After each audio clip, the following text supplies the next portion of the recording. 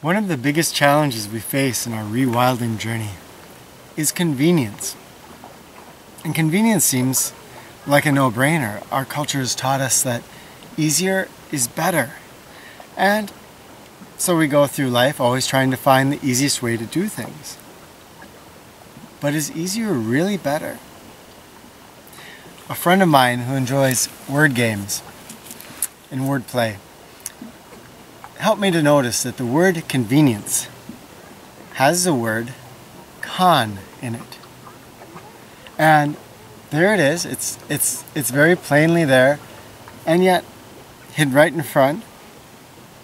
And yet it's easy to forget that every convenience has a con, has a negative. A prime example is cooking. There are very many convenient ways to get food in our culture. Dinners that you throw into a microwave oven, or that you squirt out of a packet and heat up and eat. And we're told that's convenient, that's easy. But there are a host of cons that come with doing things that way. The food, it actually doesn't taste that good. It's mostly just kind of over-salted and over-sugared in order to mask the lack of flavor from real ingredients. It is not healthy for my body, and so I trade that momentary convenience of squirting it out of the packet for health problems sooner or later down the line of my life. Alternately, I could cook my own food. And cooking my own food, that may not be convenient in the sense that it takes more time. And I have to chop the vegetables. And I have to consult a recipe or engage my creativity in order to mix different ingredients to create a food that is going to be very enjoyable. But that engages me in a way that that packet never can. It gets me in touch with life. And that food is going to taste better. And that food is going to be better for me. The list of conveniences is endless in our culture. Email is very convenient, but communicating by email is lacking something. It's lacking that direct human one-on-one communication. That's the con, one of the cons of email. Cars are a convenience. It seems normal. We all drive cars, right? Most of us drive cars. But there are a lot of cons that come with that car. Damage to the environment through the fossil fuels that I'm consuming, not to mention the car itself and the factories that are needed to produce that vehicle. The roads, parking lots that are necessary in order to house that vehicle. The danger of driving it. It's one of the easiest ways to kill yourself.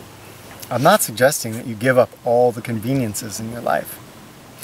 Only that we develop a consciousness about the cons that each convenience has.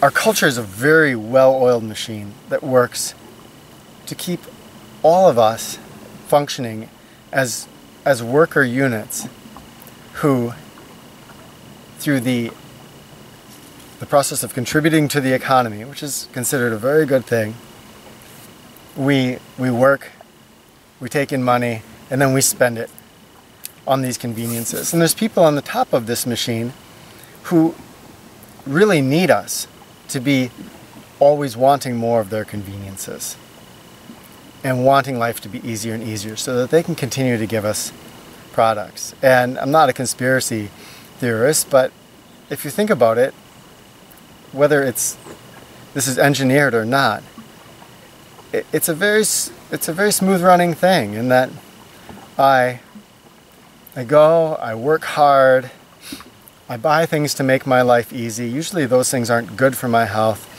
My health starts to deteriorate. I start to need prescription drugs. and thus I need the pharmaceutical companies. There's an endless cycle that I become a part of, and we all have the power to break free of that cycle. But to do that, we have to start looking with a discriminating eye at some of the things that we take for granted. Conveniences and their cons are one of the most powerful things in our culture that keep this cycle going. If you can just notice, anytime you have a convenience in your life, it's fun to write out some of your favorites. And then under the con, put everything about that convenience that actually is a negative. And it can be very surprising, depending on how long you ride that chain. It can be very surprising to see how much negative comes with each convenience in our lives.